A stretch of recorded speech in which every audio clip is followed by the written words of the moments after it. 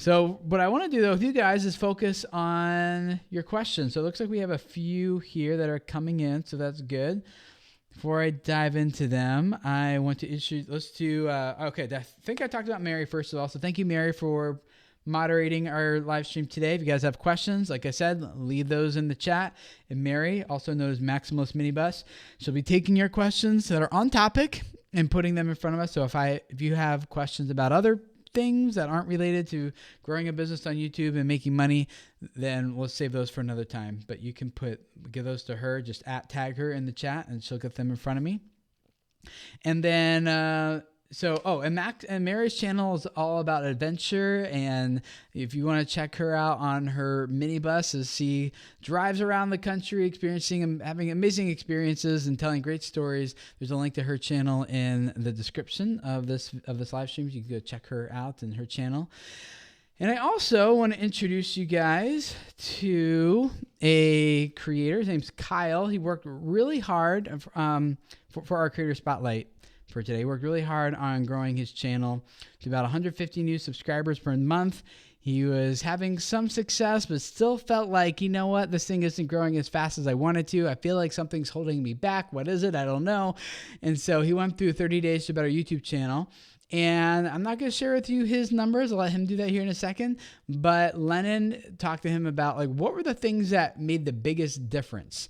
And a little spoiler alert is that it was his titles and his thumbnails. And so Kyle and Lennon sat down to talk a little bit about that as our Creator Spotlight. You can check out Kyle's channel and linked up in the description as well to talk a little bit about how or you can check out his channel there, but they sat down to talk about what that looked like for him and what he did. So here's Kyle and Lennon.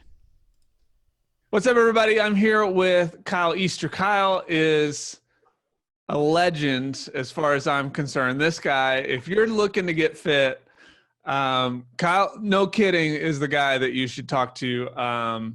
Kyle does a channel all about jump roping, and I want to let him really kind of tell more about that. But this is like such a fun idea for a channel to me. So, but Kyle, like, let us know more about you and what you got going on. Sure. So my channel is called Jump 15, and it's all about jump rope fitness, where I help people rediscover their best self through jump rope. Jump rope has been just a huge part of my fitness routine, and I just had a lot of fun with it because most people jump rope as a kid, but then they never touch it again. And once you do, I just got addicted to it because there's so much progression, and it's not like I'm going to do a workout. I just end up doing it for a longer period of time. It's cardio, but it's fun because you get to learn different skills, and it makes you feel, just brings back that youthful experience. And you are like seriously legit at this thing. You guys have to go check it out. So tell me though, when you started coming into the 30 days program, where were you at with your channel, and what were some of the hurdles that you had to overcome? So when I came into the 30 days, I was gaining about 150 subscribers a month, and I just wasn't getting very many more views. I wasn't seeing the views increase, and I knew I was struggling. I'd taken a previous course, but it had really kind of set what I kind of knew was some bad habits. It was all about building the SEO and using keywords and long tail keywords. And so the big part for me was when I entered into 30 days was Tim's course really pointed that how important titles and thumbnails were. And when I looked back through my old thumbnails and titles, I clearly recognized that they were horrible. And so I quickly went through and just started recreating thumbnails because I had built more skills at this point on Canva, and redid a lot of those, making them look better, making them pop a little bit more, and then reconfigured some of the titles as well. And some of the titles I even left the same, just the thumbnails made a big difference. And I started to see a big uptick in views from just them being more clickable, as well as the functions of them being found already. And some of my videos that had already done decent started to do even better. That's awesome. And so what are you seeing now as far as growth is concerned? So I had taken 30 days, a little bit before the pandemic started. I hit a high of 750 subscribers, and it's tailed back 50 to 700 is kind of where I'm sitting at now. And I'm gaining around 52,000 views a month.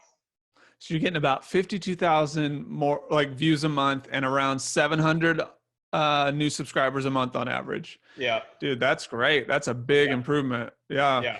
We like to make sure some people walk away with a little bit of like, what can I work on? And it's obvious that titles and thumbnails were a big thing for you.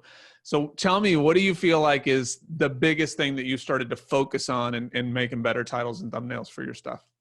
Sure. So, I mean, 30 days lays out that you want to go after the person, not the algorithm, not robots. And so that's been a real difficulty for me, but really getting titles centered around what they want, what kind of problem is it going to solve, or what to indicate what they would actually be asking themselves as far as my video is concerned.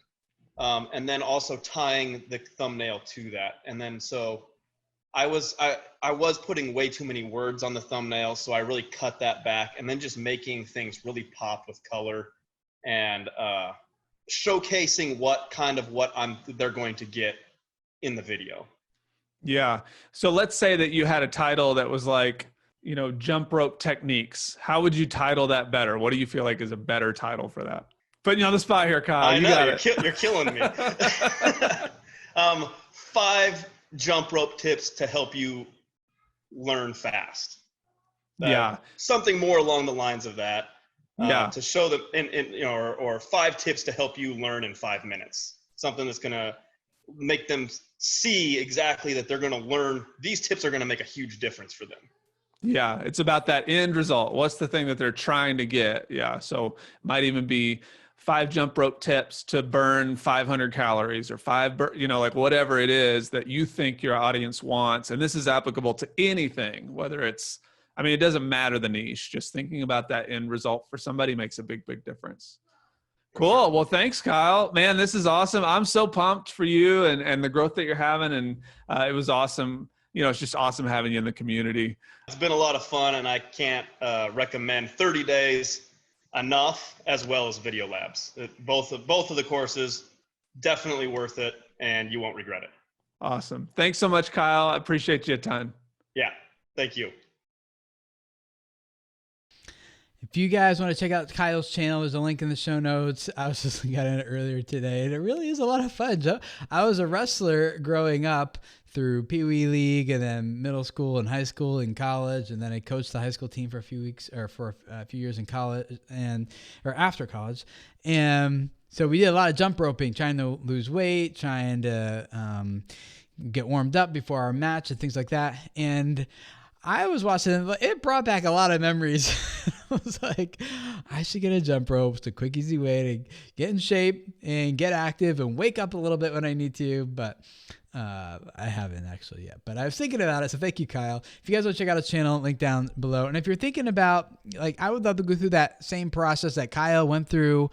Where do I find 30 Days to Better YouTube channel? Well, you just simply go to videocreators.com/30 days and register right now and get started. Going through that process is designed to help you make your channel as highly subscribable as possible. Obviously, that's already happening in Kyle's case, going from, what did he say, like 150 to like 750 a month in like a few months. That's a huge jump. You know, it's several 100%. I don't know what the exact math is, but that's very significant, especially when he felt stuck, like he wasn't getting momentum before. And as of this recording, I think I saw he's got about almost 6,000 subscribers and doing really well. So would love for you guys to see how that same experience. Go to videocreators.com/30 days to jump in, dive into it, and get started with that process. It's going to walk you through step by step every day for 30 days. It's going to give you a teaching. It's going to give you assignments to do on your channel. It's going to give you links to further resources. You can really dive in if you want and really take your channel to the next level and unlock all the potential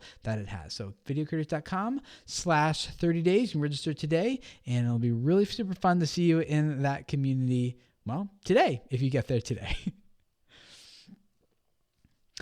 Let's dive into questions here. These questions are about business and about making money. So specifically on YouTube around your audience. So we've got some good ones here that I want to dive into with you guys. So if you have them as we're going through this, more questions come up. Make sure you leave them in the chat and tag @MaximalistMinibus and she'll get them in front of me. So on topic questions, I know we got a lot of questions coming in that are basically like daily vlogging questions, and the daily vlogging questions are kind of more like reworded to sound like business stuff kind of, which is fine, but let's kind of like, we should probably have a daily vlogging Q&A. That sounds like something that we need to do. So these questions are going to be about business stuff. All right. So yes, tag her with your questions. Let's see, which questions should we do first? First question is from Forrest Neal. Hey, Forrest, thanks for hanging out here. He says, what is the best way to get people to ask questions so that you can create a product to help them? Should you tell them to ask or make videos based on questions you think they have and see how many views the videos get?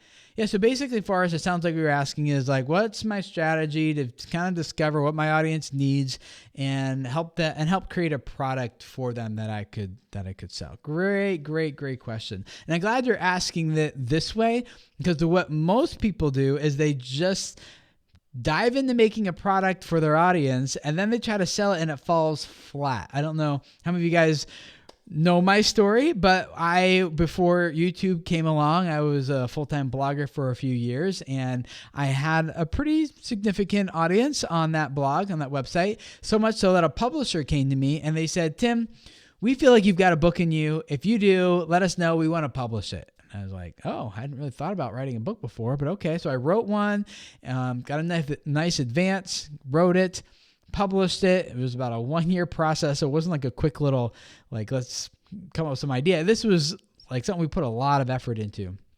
About a year and a half later, we published it and we sold some, but to be honest, it never went to a second printing. A lot of those books, like the publishers just ended up with a big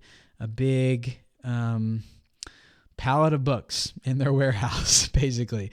And it really made me ask the question, what went wrong? Like, I have an audience. I have people who want to buy this thing, who want to buy or who I thought wanted to buy from me. And they're reading from me on my blog anyway. And a lot of people buy books. Like, why didn't they just buy my book? What was wrong with it? And I learned a lot through that experience. The first thing being that just because you have an audience doesn't mean that people are going to buy from you. It doesn't mean that people are going to like line up whenever you have something to offer them and to sell them. They're automatically going to buy. It doesn't happen that way. They buy from you when they are already consuming like a specific value from you that you clearly defined and are delivering in your content all day, every day, every single video. And then you say, here's 10x that value in a format you're willing to pay for. That's when you're going to actually make money and see the conversion. Now, Neil or Forrest, your question is good because you're not assuming that just because I have an audience, then I can make whatever I want and they're going to sell. That's when people start just jumping into stuff like affiliates and jumping into things like merch and Patreon and YouTube channel memberships. All of those things, which by the way, are great and excellent ways that you can make some money on YouTube. But most of the time, those things are pretty. The amount of money that you can make actually creating a product and selling it is going to be significantly higher. Like affiliate, ad revenue, Patreon revenue, that stuff ends up being is dwarfed compared to what you can make doing these other things. So your question is right for us. Like, what is the best way the strategy to figure out what my audience would actually want to buy from me? And so I actually put together a full guide for you and anyone else who's in that situation. You can get it at videocreators.com/ product/2-2/profit. I'll put a link in the show notes for you. It's a free guide called Product to Profit. And it is the tool, the exact tool that I use to discover what products and services you guys want to buy. And I show you exactly how to use it with your audience. I talk about the strategies I use for testing that idea before just diving in, because I don't want to waste a lot of time making this thing and ending up with the wrong idea, the wrong book, and thus no sales. I don't want that experience again, and I know you don't either. So how you test those ideas before you dive in, that's in there. It goes over different business model products and services and categories that you could maybe just to spark some ideas of what else you could be thinking about or doing besides just the normal online courses and things that a lot of creators are just kind of jumping to and then not seeing actually convert. I talk about the common mistakes to avoid that prevent your business from actually becoming profitable and actually creating sales. And then my exact 5-point sales script that I use to earn millions of dollars, not only for video creators, but I also have owned and sold other online businesses as well that have all used this and been very successful. So I just give it all to you there for free. It's called Product to Profit, and you can click the link down in the show notes or down in the description to go get it and go through that process. So Forrest, I think that's exactly what you need. To kind of summarize that strategy for you here is you're on the right track with asking your audience questions, but it's very important that you ask them the right questions and you ask them good questions, because the quality of the information you receive back from them is going to depend on the quality of the questions you're asking to them. So if you're asking very broad, generic questions such as, hey, what do you want to buy from me? You're going to get a range of responses that are all over the board, and it kind of just comes across like it just feels like you're trying to extract value from me. Like you're more interested in that than you are in giving value, which I'm sure isn't the case, but that's just kind of how it feels. So the questions that you ask really need to revolve around a few things. You need to find out, what does this person want? What are the obstacles they face in order to get that thing they really want? What will be different about their life if they actually got that thing? And then just some idea and get some ways of here's how some ideas of how they're attempting to solve that problem. And so in the Product to Profit guide, I go through that exact process. I give you all the questions I ask, explain the psychology behind each one, and then how you can tweak the question to make it work with what you're doing and with your audience. So that's all in there. But yeah, ask those questions. And then the cool thing about this process for us is that when you have the answers to those questions, they are literally just telling you what to sell to them, what to make for them, what they really want. And then what's even better about it is that when you then go later and test that idea or go to sell that product to them, they will they're going to feel like, oh my gosh, thank you so much, Forrest. This is exactly what I needed. I've been looking for this. And you're like, I know. Yes, because that's what you told me. And you're going to use the language that they're giving you about the thing that they want and the obstacles that they're facing that prevent them from getting it. You're going to use that language then on your sales copy, in your sales script, in your marketing material to make them feel like, oh man, you know me so well. And that's because you do. You took the time to actually get to know them in their product or in their problem so that you can create a product that really resonates with them and solves it for them. So you're on the right track there, Forrest. The best strategy to discover is just ask a question. I'll do a video about once a year where it's about 40 seconds long. I'll say, hey guys, give me 3 minutes. I'll give you a better YouTube channel. Take this survey down below. There's going to be some information about you or your channel, where you're at. I really want to make sure that all the videos and podcast episodes I'm doing for you guys are exactly what you need. That's going to solve the problems that you're facing, the roadblocks that you're bumping into, and help you move past them. And I'll get hundreds of responses. Don't worry, the guy will also walk you through what to do with the responses, how to organize them, and which ones to disregard and which ones to keep and all that kind of stuff. And honest truth be told, a lot of the pivot that we're going through here at Video Creators lately on not just being about just general information on how you grow your YouTube channel, but getting more specific for those next level creators, the ones who have that 10,000, 100,000 plus subscriber mark, who are like, Tim, I know how to upload a custom thumbnail and I know where the record button is on my camera. I need the next level stuff. I'm starting to think about this from a monetary position and a business position. There's not enough information out there for me about what do I do next. There's lots of information about how do I get started and the common mistakes beginners make and all that. I need the next level tactics. And so we've been shifting a lot here lately based on a lot of the information that we're getting from you guys in surveys like that. So I think I'm talking about this one probably longer than I need to, but the best strategy for us is to create that survey and just ask them, and then don't jump to the product idea too quickly.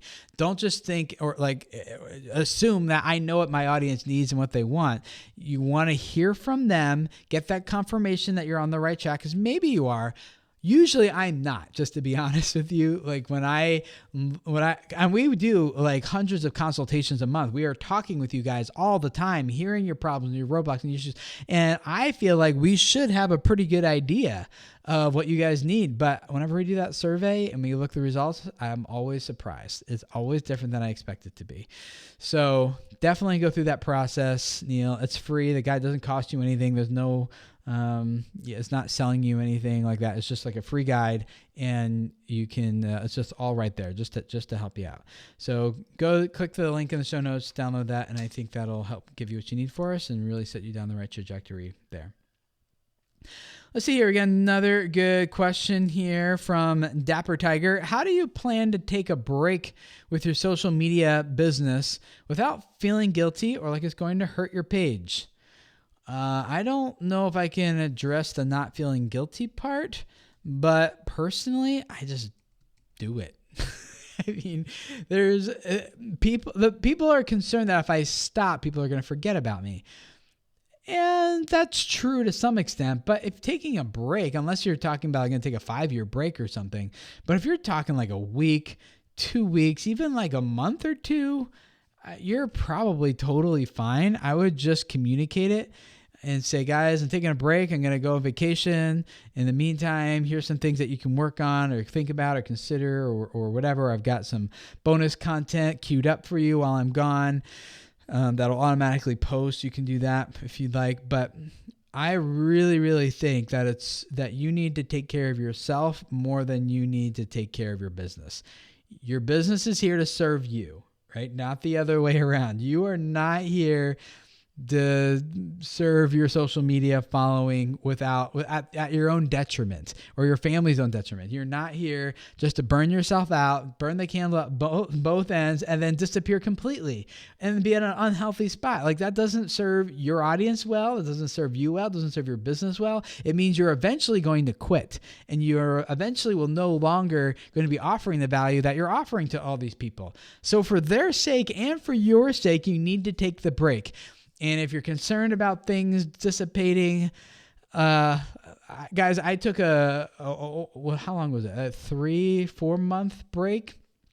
My wife was pregnant with our twin daughters. For those of you who don't know, we have 7 kids. We had 7 kids in 8 years. It was an intense season of life. Our youngest now is 2. Our oldest is 11, just turned 11 actually. And so it was an intense season of life. And there was a point there where my wife was bedridden while she was pregnant with at the end of her pregnancy with the twins. And we hired a part-time nanny who was there every afternoon and helping with around the house with cleaning and meals and taking care of the other kids and stuff so I could do some work. But for the most part, I ended up taking about 3 months off. Now, this was about 2 years ago, or no, they're 4 years old now. Never mind, 4 years ago now. And I remember feeling a little bit concerned, but it was more like, if I don't take a break here, I'm going to lose my family. And that is way more important than any business should ever be. Don't take it personally, guys, but my family is more important, right? And I don't think when I say that, any of you guys are offended. I think you're more like, yes, go take care of your wife, go serve your family. It's like you would at that, if you're listening to this now, and I was telling you that as if this was where my current situation is, you would probably be cheering me on. Yes, go take that break, take that vacation, go serve your family. And so I don't think any of you guys would be, I'm looking at the chat right now, and Dapper Tiger is saying 100% thanks, Tim, so I'm guessing they're agreeing. But if I don't see any of you guys being like, no, how selfish of you, In fact, Dapper in the chat is saying, wife and I just had a newborn, so it's been tough. Yeah, that is a very good situation, a good time to take a break. So here's what happened to me though. This is the point of the story. It was I took that about 3 months off, and one, I was very thankful that Video Creators at that point had a team around it and that I could take some time off and things could keep running. I had other people doing consultations and running video labs by that point, and so we were in a better spot. So I don't see any questions here about growing a team, but that is definitely something you guys need to be thinking about to make this less stressful for you. Well, wait, that's not the right word. It's not. More people probably makes it more stressful, but it gives you more flexibility. Maybe might be the better way of talking about that. And so after 3 months, the business, I'm gonna be honest with you, the business did decline. It did go down. I did see a drop in revenue and in views and in social media stuff overall. But 3 months later, when I started coming back, it took some work to get it back, but it wasn't like I was starting from scratch again. It wasn't like I was coming back and starting from zero. I had to spend some time trying to get things energized and moving again, but that's okay. The 3 months was totally worth it. And the same thing's probably going to happen for you, Dapper. Your wife, you guys had a baby. Yes, take a break from social media. Don't feel like you're enslaved to this thing. And I'm so glad you asked this question, because there's so many people who sacrifice themselves and sacrifice their families for the sake of the business, and that is backwards.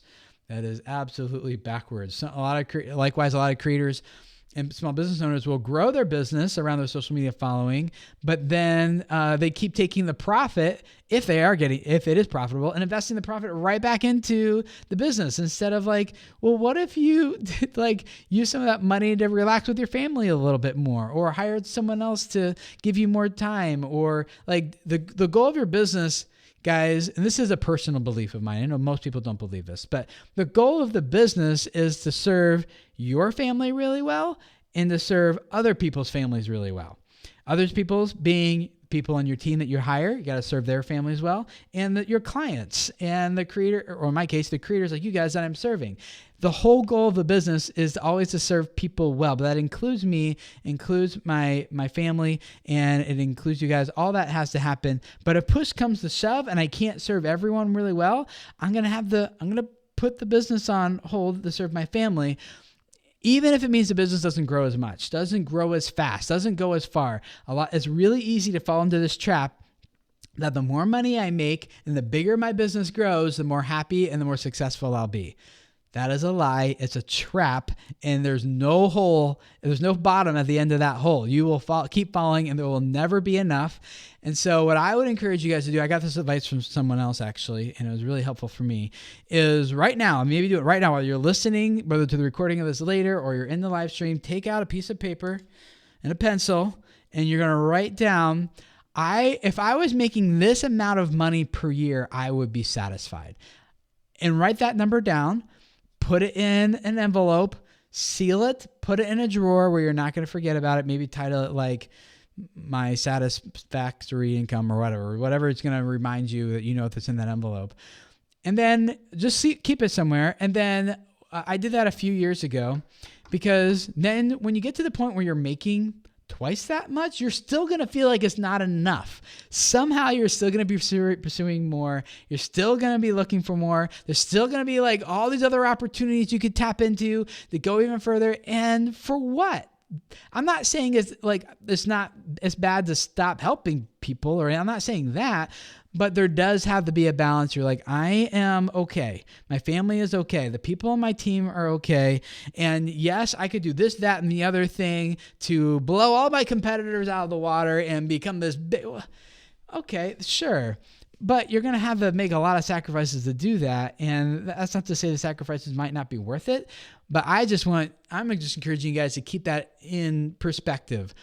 2 years from now, 5 years from now, maybe, when someone's like, hey, Tim, I'll buy your business for I don't know, making up numbers here. I'll buy it for $5 million. And I'll be like, ooh, $5 million. But if I could just do this one thing and tap in this opportunity here, develop this one system a little bit better, it could be worth $6 million or $10 million maybe.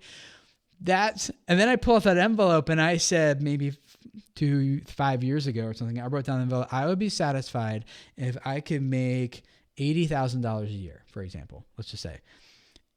Well, 5 million is a lot of 80,000s, right? And that's not to say the best choice is to sell it at that point. I'm just saying the allure to always go for more is always there, no matter what the number is. So write something down, make it tangible to remind yourself. I said at one point this was going to be enough, and something changed between then and now that this is no longer enough. And maybe it's legitimate, maybe it's not. Just don't fall into the trap. So Dapper Tiger, I hope you take the break. I hope you take some time off, be with your wife, with your new kid. Congratulations. It's so awesome. You're never going to have this time again with them, and your wife probably really needs it right now.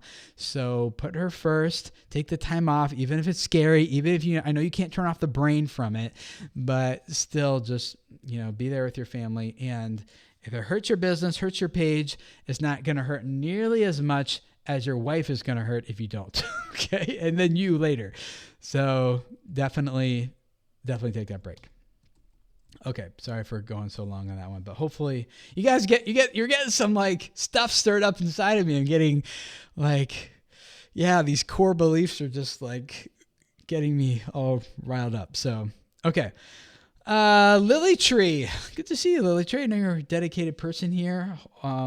I do have that envelope. I can see Lily Tree in chat right now. She's like, Tim, tell you that envelope. I do. And just to be totally honest, we've already far exceeded what I wrote down on that paper about 7 years ago. So I feel very blessed, but also I remember that paper because I know what's inside of it, and I know what number I put in there, and it makes me feel like, we are already way ahead of where I ever thought this would ever be. So chill, Tim. Like, everything's fine. And it's been really helpful for me to keep my focus and my priorities where they should be. So, all right, but Lily Tree, you have a question here. It says, if you purchase something yourself for a video review, then include an affiliate link, do you need to mark this as paid promotion?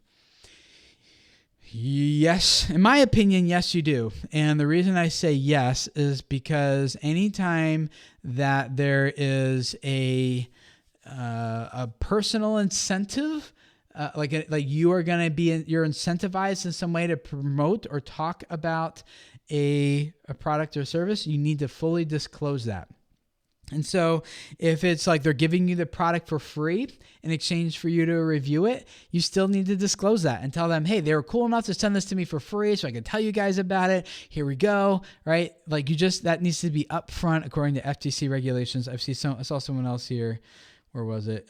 In the chat saying, oh yeah, Pilot Ryan Media, please make a crash course for how to legally disclose affiliate relationships. Let me give it to you. The crash course real quick is just totally be upfront about whatever the nature of your relationship is with the brand.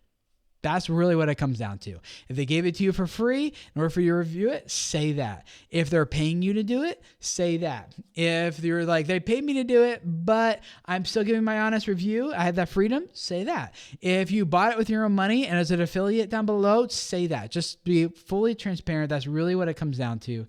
And it doesn't really get too much more complicated than that. Now, usually where people go with this question, Lily Tree, is that they're asking, well, do I need to check the box under the advanced settings for that video that this video contains paid product placement? And I think that you do, because there's still an incentive there. And because my experience when I've done videos on my channel, but with YouTube directly, like YouTube's official people being involved in a video of mine on my channel. And then I include a, what was the exact situation? I think I was promoting a lead magnet, which is like a free PDF, a free guide to give away, kind of like I'm doing with the product to profit thing. I still had to check. Their legal team reached out like, no, we can't publish this video yet.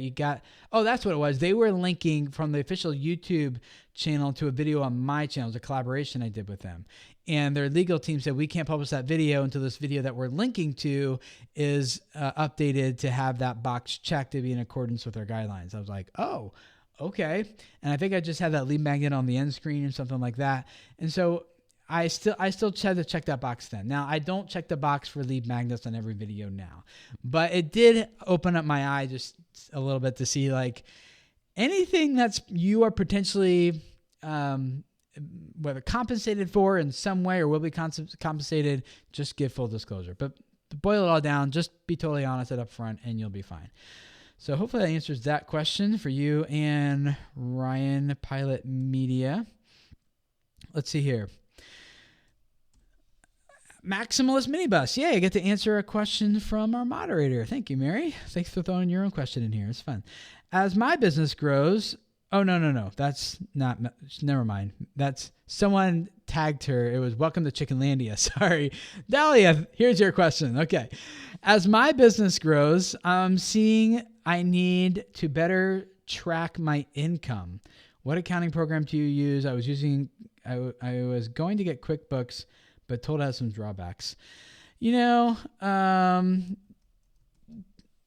QuickBooks is it's like the industry standard. Everyone uses it. My accountant uses it. I think it's got like 90% market share when it comes to accounting stuff. So it's really the standard that everyone uses and knows how to recognize and can help you with and things like that.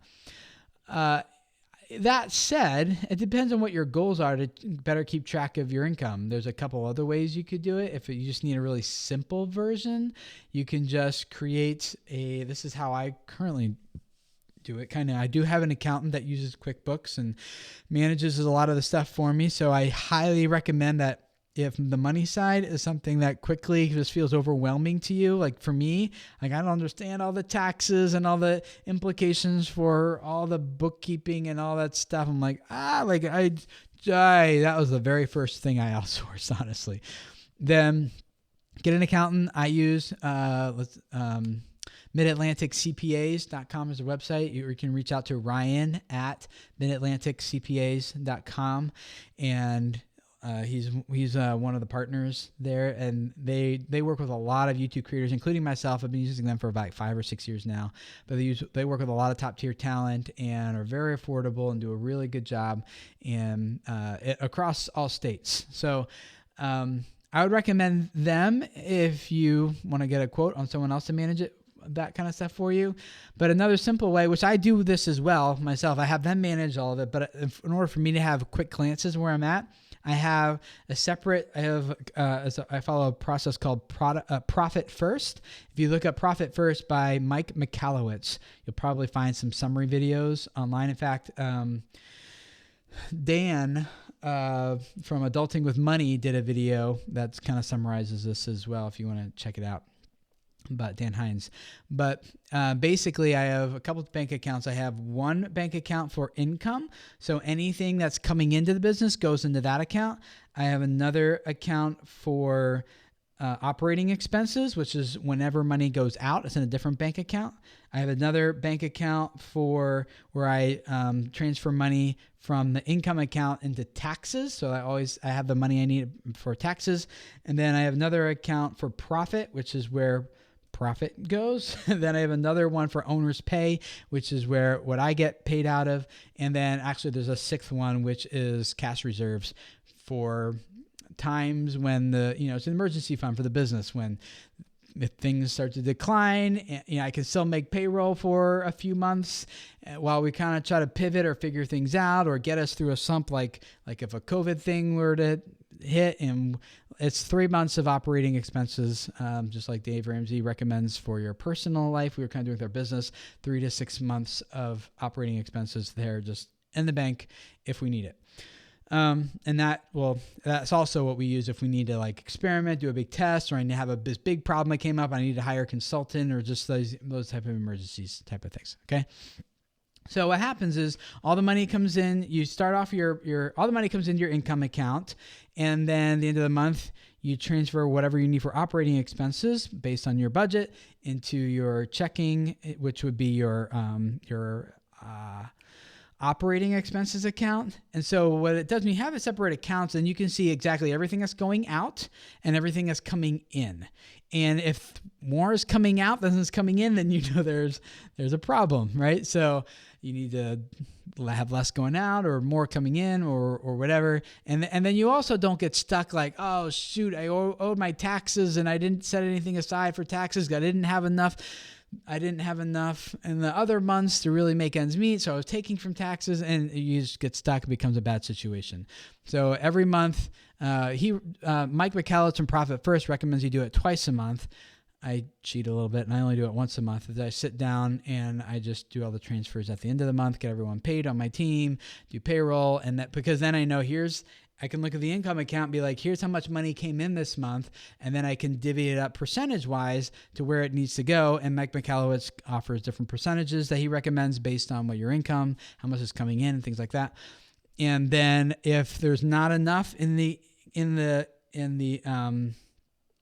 operating expenses account for the next month, then I have to take from cash reserves. And I hate doing that to get that balance up. I don't have to do it very often, thankfully, but whenever that happens, that indicates to me, Tim, there's something wrong with your business somewhere where your expenses are too high or your income is too low and you can't sustain this enough going forward. So just having those accounts separated and doing that process once a month is a good way for me to kind of just see that. Now, my accountant does it in more detail. I have meetings with her every month where she kind of brings me up to date on ROIs of everything, and she mostly functions as my CFO from Mid-Atlantic CPAs, which is great. But read Profit First, or just search for Profit First Summary PDF or something like that. You'll find it, and that might be a good way to just get started.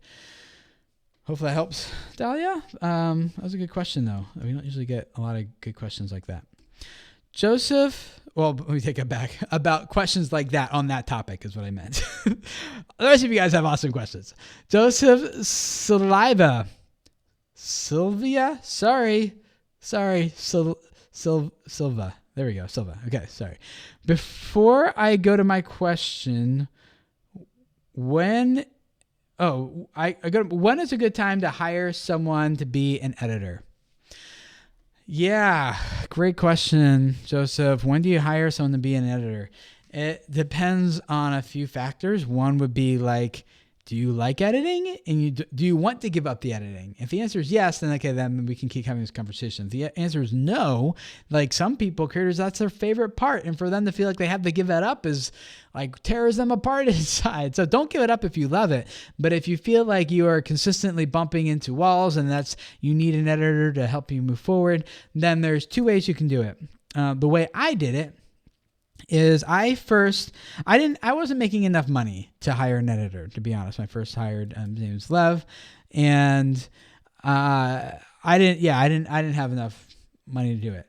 But I had this idea that is now known as Video Labs. Back then, it was like I had this idea. If I could free up X number of hours of my week to work on this idea that eventually turned into Video Labs, then I think I can make enough money with that idea to pay him plus make a profit. And so I told him, I was just straight up with him. I said, Lev, I got $3,000. I'm taking it from my personal savings account. And I just really need to make an investment here to get some traction in the business, get some more money coming in. I got $3,000 for you for 3 months, so $1,000 a month. My goal in that time is to use this $3,000 I'm paying you. I need to make back $9,000 from the time that you're freeing up in order for this math to continue to work and us to keep going forward. And he's like, okay, yeah, no problem, on board. And so he took over editing, and I started working on the Video Labs idea. And how you hand off your editing is actually very important too. That's another topic we should probably talk about. I'll suffice it to say, screen capture yourself editing a few videos, the whole process, explain to them what you're doing, why you're cutting here and not there, why this music track ends there and instead of over here, and why you're fading out. Like, explain everything, do it a few times, and then make them watch that and then the next time, the first video that they're editing, work with them. It's going to take like 5 or 6 videos for them to really understand how to edit the way you edit, and then before they can take it to beyond where you can do.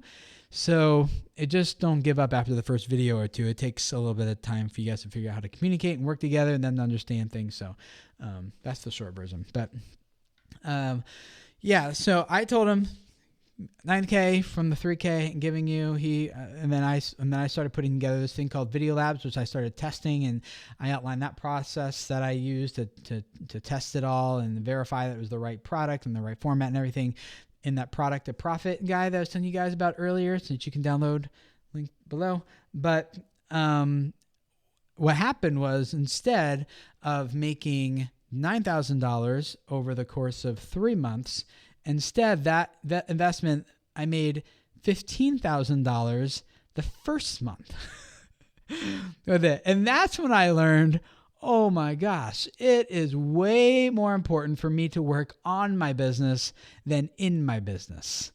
We all get trapped working in your business. When you're a one-man band, you're doing this solo, you're that solopreneur, you're doing both. You're working in the business and on the business. That's a season of life. Hopefully it's not permanent. It could last a couple of years. It could last a decade. It could last 2 months. I know a guy who grew a business from the first year to $10 million in revenue in year one. That's with no outside investment. That is all bootstrapped from the ground up. And then by the end of year 2, he was making $64 million.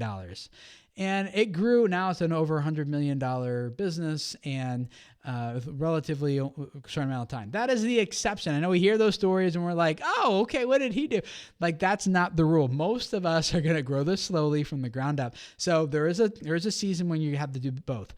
But when you start getting to that point, you're like, okay, I'm doing both and I'm making enough money now that I can afford to hire someone else to take someone off my plate so I can tackle this big problem, this big project, or this new product, or this new service I want to put together. Or I'm going to use this time to go out and get more clients, or whatever the case might be, so that you can then make back what you're paying that person plus enough to pay yourself plus profit. Okay, so to answer the question, it depends on what your risk tolerance is. Do you have some cash you want to, the two ways to do it, or do you have some cash you want to make the investment out of your own savings maybe, and you're going to be super motivated that you need to go into that with a plan, with an idea of what I'm going to do. Don't just hire someone and at the end of 3 months be like, oh shoot, that was nice. Now I can't keep paying you. And now you're right back to where you started from, except for now you no longer have $3,000 less dollars. Okay. Or you need to do it yourself until you are making enough money to hire someone else to do it, and continue to make money to support yourself. So the right time is really ambiguous. It kind of depends. So I don't know if that's helpful or not, but that was kind of my thoughts on that one. Okay.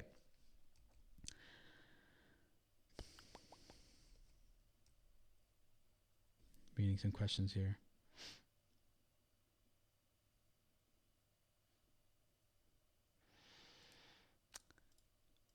Discovered Flavor asking, how do you grow a team for success? That kind of goes along with what we just talked about, but the grow a team has a lot of facets to it, which is 1, how do you hire them? One, how do you find them? 2, how do you hire them? 3, once you're hired, how do you set them up for success? And then 4, how do you manage them going forward and keep everything profitable and sustainable? So there's a lot that goes into how to grow a team for success. But I will suffice it to say, the thing that most people skip that I have found to be extremely invaluable, like, you will make the wrong hire, really smart people, but the wrong people for your team if you don't first write down what your core values are. Now, I know this sounds like an exercise where you're just like, oh, okay, this is the formality thing before I get to the thing I really want. No, it's not a formality thing, because here's what happens. If you don't have your core values, ours, by the way, at Video Creators, we have 3 external and 3 internal core values. Okay, I'll use this as an example so this makes sense. Our external values are mission-oriented, results-driven, and people first. Okay, and then our internal are own it, number 2, do it right, and then the last third one is change is good. Okay. So external ones and internal core values, you can have, and I made this mistake where you have people who mentally agree with, like, none of you guys here are going to probably disagree with that and be like, Tim, I don't know. Results driven? Nope. I don't think I'm results driven. People first? Nah, I put people last. Mission oriented? I hate mission. I'm just all about, like, my mission is just to extract as much as I can from people. Like, none of you guys are going to say that. Okay. So technically those core values are like so all inclusive. I bet all of you would be like, yeah, those sound good. I'm in. But not all of you are actually in, because what it really comes down to is people who say they agree versus people who actually embody these things. You need people on your team who embody your core beliefs, your core values. And by core beliefs, I don't mean they have to believe everything you believe from like a religious standpoint or political standpoint or anything like that. It's more of like, do we embody this? So let me give you an example of one I'm pretty proud of. Just this past week, as we're launching another session of Video Labs is open right now, and we got people popping in and they're getting started and they're working on stuff. And one person found a glitch in our system that created a really big problem, actually. And internally, we're like, we don't know how to solve this thing. Like, I don't know. But Lennon, who is working with her in Video Labs, he embodies people first, right? And so he takes time on his own time, goes way above and beyond to go out of his way to make sure, like contacts this lady and make sure that she has everything she needs and is on track with her, even when she can't access the course material. And so he's like personally emailing everything to her and like emails and sending her duplicate recordings of recordings that she couldn't access before. He's like manually spoon feeding everything to her until we can figure out why she can't access this stuff. Now it's since been resolved because Len went out of his way, even in the evening when he didn't need to be working, to go above and beyond to make sure that he was serving this lady, this creator well. I love that, because like Lennon embodies people first. A lot of people would be like, I believe people first, but like right now, not really.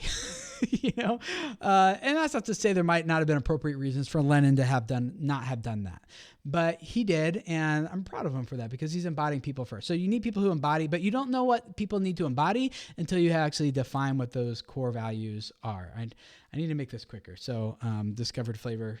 That is really important. Just don't skip over those. And then whenever you start talking to people about joining your team, those are the main things you're looking for. If they're teachable, if they're humble, you can hire an editor who doesn't know how to edit and just give them the training to edit, and they will become a better person on your team than someone who's a professional television editor who is not teachable, not humble, and you can't work with very well. It doesn't represent you very well. Like that's going to be a frustrating experience, hands down, all day long.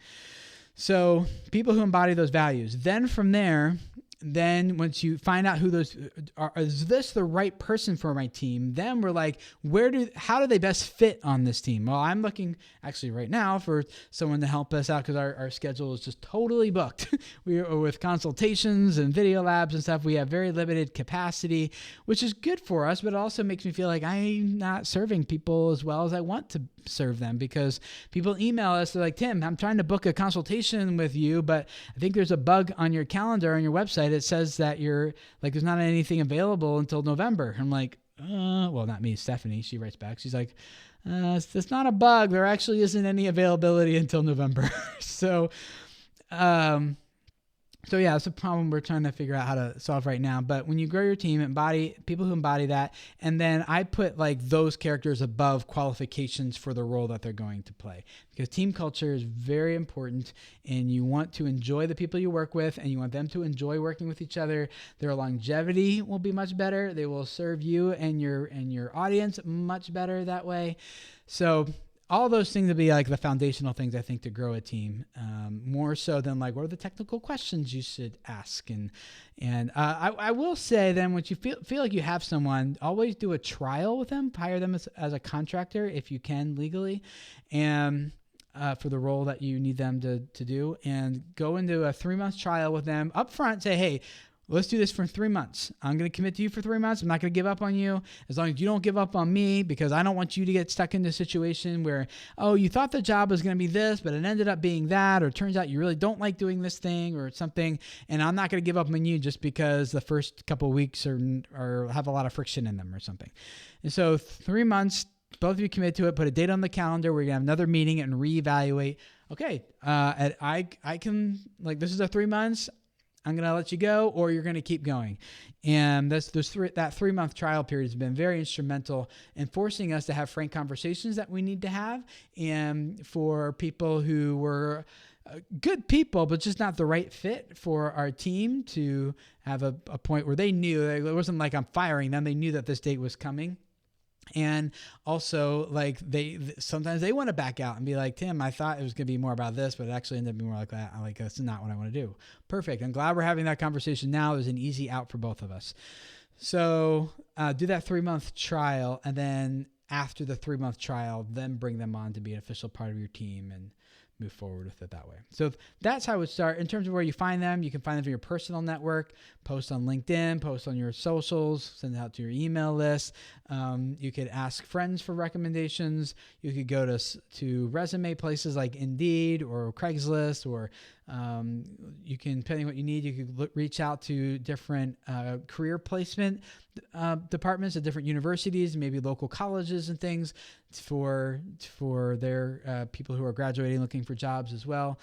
I have found the most success in hiring from my customer base, to be honest, because those are people who have already believe in what we do enough to have already made a transaction with us and to already invest into what we're doing financially with our own money, that and they typically understand what we're doing. They understand our culture and what we're all about.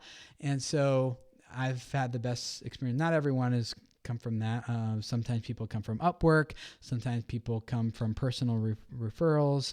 And sometimes they're from our community. So there's just kind of depends.